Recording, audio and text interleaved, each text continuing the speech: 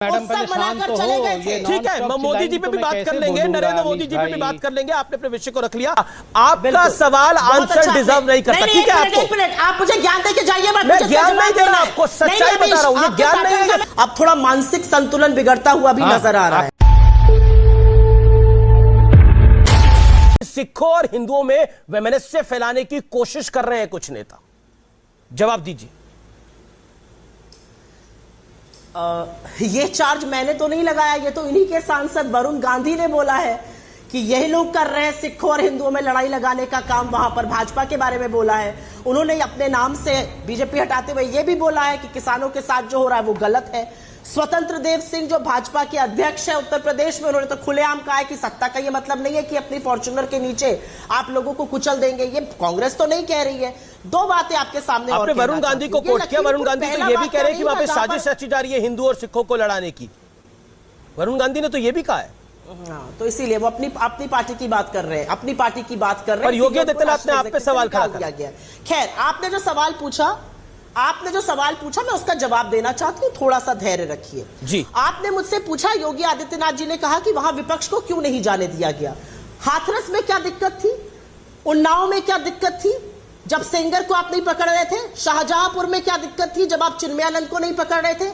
इन्हीं प्रवक्ता महोदय ने आप ही के शो पर मेरे साथ कहा था ये ऑनर किलिंग का मामला है। जब सीबीआई ने चार्जशीट पर गैंग रेप और मर्डर लिखा, क्या इन्होंने हाथ जोड़कर माफी मांगी हाथरस में? क्या एडीजी लॉ एंड ऑर्डर सूचना सलाहकार की मंडली बर्खास्त करी गई उत्तर प्रदेश सरकार की? नहीं, ऐसा नहीं हुआ। ये एक पैटर्न है उत्तर प्रदेश सरकार का कि पहले विपक्ष को खड़ा कर दो, उसके बाद जब स्थिति निकल जाए तो कहो जाइए। ये इनकी दिक्कत है। आपने क्योंकि दो केसेस का नाम लिया था, मैं भी दो केसेस का नाम ले देती हूं।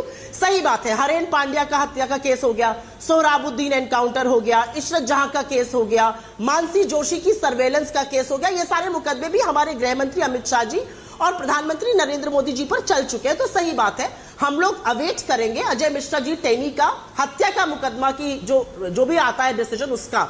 लेकिन आपने पैटर्न की बात करी, क्योंकि अब आपको लगभग 1 मिनट 15 सेकंड हो गए बोलते बोलते। आपने पैटर्न की बात करी, तो पैटर्न तो ये भी हो गया कि राजस्थान नहीं जाया जाता, सिर्फ लखीमपुर और हाथरस की बात होती है। अगर राजस्थान में दलित की हत्या हो जाए तो उस पर सवाल नहीं पूछा जाता। पैटर्न तो ये भी हो गया कि अगर कोई मुस्लिम है और उसका बीजेपी राज्य में अगर उसकी लिंचिंग हो जाए, जो किसी भी राज्य में वो गलत है, लेकिन वहां सवाल पूरी लुटियंस गैंग खड़ी करती है, लेकिन वो सवाल बाकी राज्यों में नहीं खड़े करते। क्योंकि आपने पैटर्न की बात करी, इसलिए मैंने पैटर्न की बात करी। संबित पात्रा, आपका सवाल आंसर डिजर्व नहीं करता। ठीक है, आप मुझे ज्ञान देके जाइए, मैं ज्ञान नहीं दे रहा, आपको सच्चाई बता रहा हूँ। ये ज्ञान नहीं है, ये सच्चाई है। वो सच्चाई को बड़ी बात नहीं जानती है। ये ज्ञान नहीं है, सच्चाई है। जवाब लीजिए। नो रमेश, आप अभी संबित पात्रा बोले, फिर आप बोल लीजिएगा। नहीं बोलेंगे, मेरा टर्न है। नहीं अमीश जी, अच्छा ठीक है, आपको आपकी टर्न का मौका मिला। अमीश जी, पहले मैं अपना आंसर खत्म करूंगी। अच्छा ठीक है, 20 सेकंड में आप खत्म कर लीजिए। डॉक्टर पात्रा, आपने कुछ सवाल उठाए। राजस्थान के मुख्यमंत्री अशोक गहलोत जी ने तो डंके की चोट पर कहा है, जाए प्रधानमंत्री, जाए पूरा विपक्ष वहां पर, क्यों नहीं भाजपा जा रही है हनुमानगढ़?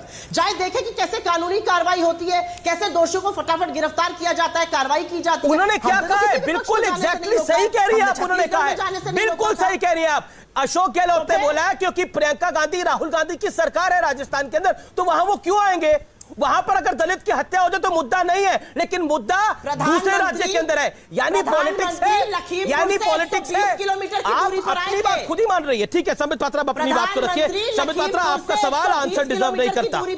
अब ये मैडम पहले शांत तो हो। ठीक है, मोदी जी पे भी बात कर लेंगे, नरेंद्र मोदी जी पे भी बात कर लेंगे। आपने अपने विषय को रख लिया। डॉक्टर पात्रा, आप आंसर डिजर्व नहीं करते राम मंदिर के ऊपर, क्योंकि सुप्रीम कोर्ट की जो रूलिंग है उसको अपहोल्ड ही किया जाएगा। ठीक है, नहीं वैसे तो इन्होंने ठीक ही कहा। हम तो कम से कम कांग्रेस पार्टी से डिजर्व ही नहीं करते हैं कि वो भगवान राम के विषय में कुछ भी बोले। जिस सोनिया गांधी को लगता है Ram does not exist, Ram का कोई वजूद ही नहीं है, उस सोनिया गांधी और उनकी पार्टी के किसी प्रवक्ता से हम राम जी के विषय में कुछ भी आंसर एक्सपेक्ट ही नहीं करते हैं। और बिल्कुल वो अगर उत्तर देंगे भी तो हम सुनेंगे नहीं उनके उत्तरों को।